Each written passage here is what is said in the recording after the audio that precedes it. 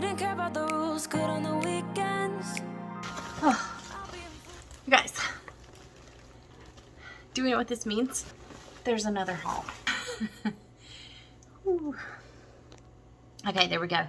I am super out of breath today.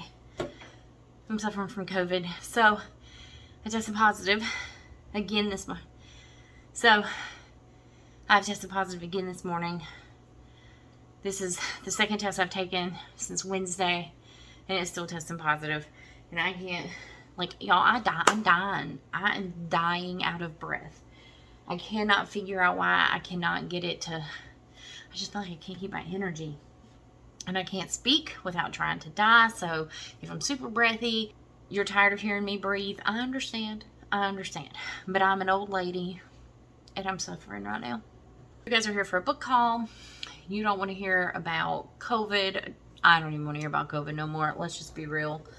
So, one of my favorite things to do these days is to find really good book deals, and normally that's Barnes & Noble, Target, Walmart. Target and Walmart have been knocking it out of the park lately because they've had books for less than like $10, like $8 books. They're like $17.99 at Barnes & Noble. For the first time in a long time, I went to the book section of Walmart. I already have most of the books that they had.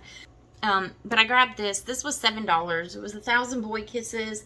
It's by Tilly Cole. I believe it's a love story that spans a decade. I just thought the concept looked interesting, so I went ahead and got it. When I was doing my Target grocery order, they were having a sale where if you bought 2 books, you got an additional 25% off. So on top of your 25% off, on top of their normal 20% off, and the prices were already freaking cheap to begin with.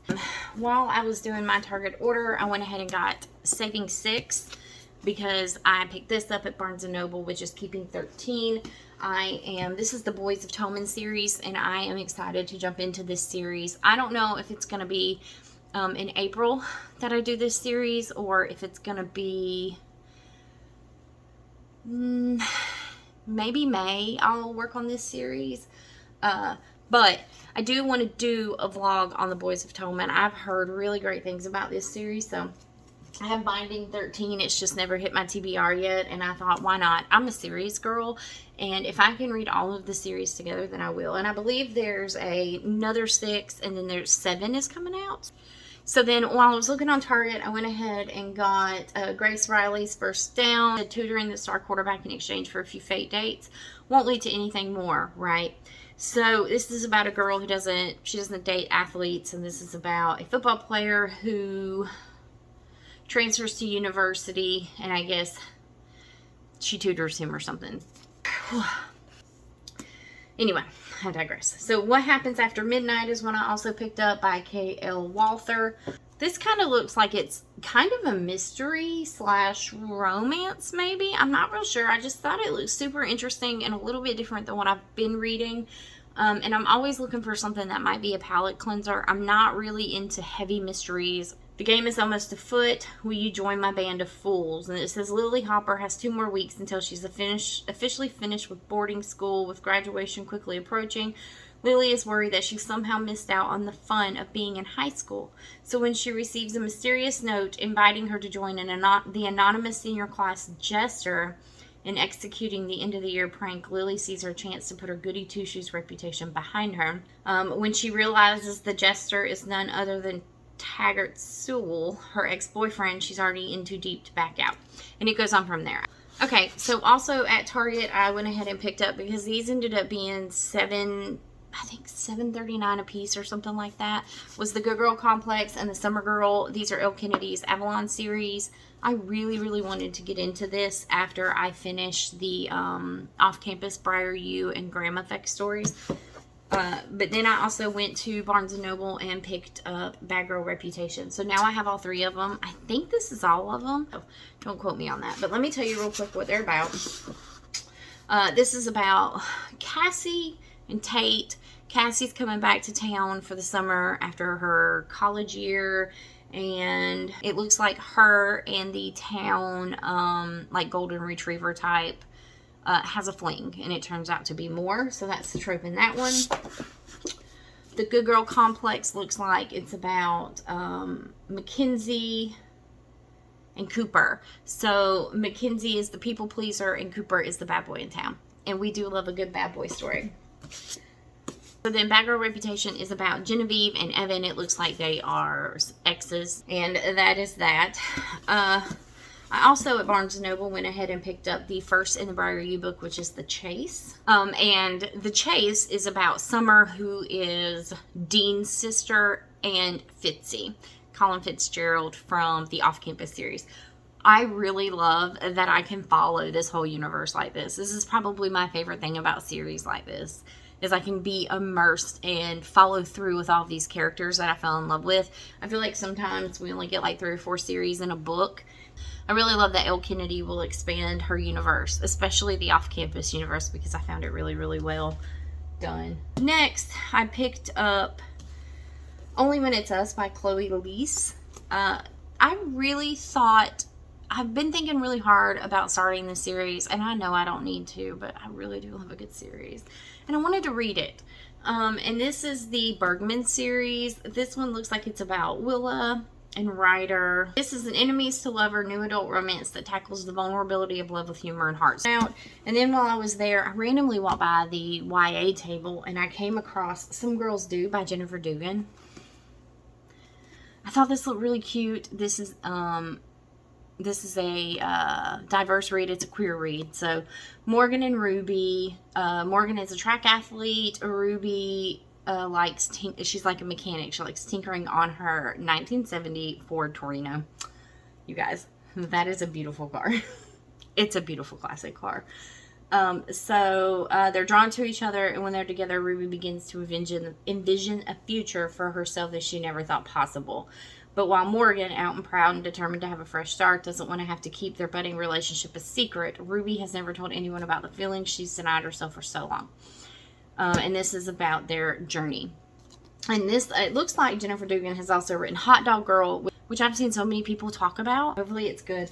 And I am going to try and track down Hot Dog Girl, Veronica Comics, and Melt With You. I think those will be really cute. And then while I was there, I walked by, they have a $10, Barnes & Noble has like a $10 book club table. And I picked up The Lonely Hearts Book Club by Lucy Gilmore. I thought this looked fantastic. And for $10, you can't beat it. But it says, everybody has a reason to get lost inside of a book. Sloane Parker lives in a small, contained life as a librarian in her small town. She never thinks of herself as lonely, but still she looks forward to that time every day when old curmudgeon Arthur McLaughlin comes to browse the shelves and cheerfully insult her. I do love a good grumpy old man. Their sparring is such a highlight of Sloane's day that when Arthur doesn't show up one morning, she's instantly concerned. And then another day passes, and another. Anxious, Sloane tracks down the old man only to discover him all but bedridden and desperately struggling to hide how happy he is to see her. Wanting to bring more cheer into Arthur's glooming life, Sloane creates an impromptu book club. Slowly, the lonely misfits of their sleepy town begin to find one another, and in their book club, they find the joy of unlikely friendship. Because as it turns out, everyone has a special book in their heart and a reason to get lost and eventually found within the pages. I thought this looks so good. And sometimes when romance is your preferred genre, you need something that's a good palate cleanser. I read a lot of spicy romances. That's probably why I thought Dungeons and Drama was so good, because it was a romance without all of the steam in it. And this is just not a romance, so it's really good. I'm going to add it to my bookshelf. While we're on the topic of Dungeons and Drama, which was by Chrissy Boyce, I love that so much, and I loved that it was a zero spice book, that I went and ordered Hot Dutch Daydream by her, and I also ordered Hot British Boyfriend by her. If these are half as good as Dungeon and Drama, I know I'm in for a treat. And I was talking to a friend of mine, and she is a big fan of the Playing for Keeps series. I don't think I've ever really noticed it or paid too much attention to this series, and I just don't know why. There's so many out there. Maybe I just overlooked it, but I went ahead and bought the first book, which is Consider Me by Becca Mack. I just kind of want to try it. This is also a hockey romance. I'm getting kind of drained on hockey. I don't know how y'all... I'm a hockey fan in real life, and I don't know how y'all can read hockey as much as you do. Okay, so this definitely kind of looks like a semi-enemies to lovers. I'm not really sure what you would call that trope where the girl is resistant to fall for the guy, but that's pretty much what this is. He's a bad boy hockey player, sleeps around. She's that girl who has no interest in falling for his shit and sleeping with him. So we're going to read this one. If I like this one, I'll continue on the series. I don't know when I'm going to get to this, but I'm kind of looking forward to it. It is a fairly big book. If this was a smaller, it would be huge. So there's that one. And then I've been wanting to read about fast cars. I don't know if you guys are old enough to remember the Harlequin romances, but they had a NASCAR series, and I'm a huge NASCAR fan. So I've read all of those, and I've kind of sick of sports romances. I'm sick of like ball romances. So baseball, football, basketball, hockey, which is technically a puck romance, but whatever. And I have enough cowboys that I read about. And Lauren Asher is a pretty good author, and she has the Dirty Air series, so I picked up Throttle. And this is about a Formula One race, which from the homework I've done, pretty much have every racing sport themed book on my TBR. So this is as close as I'm going to get, I think, to a NASCAR romance. That's a contemporary modern romance. And that is all. That is it for this book haul. I don't think I need any more. Tell you that there's not going to be very many more book hauls, but that would be a lie because I love buying books. I'm going to stop blubbering on, and we will see you guys in the next video. You were my best friend. Didn't care about the rules, good on the weekends.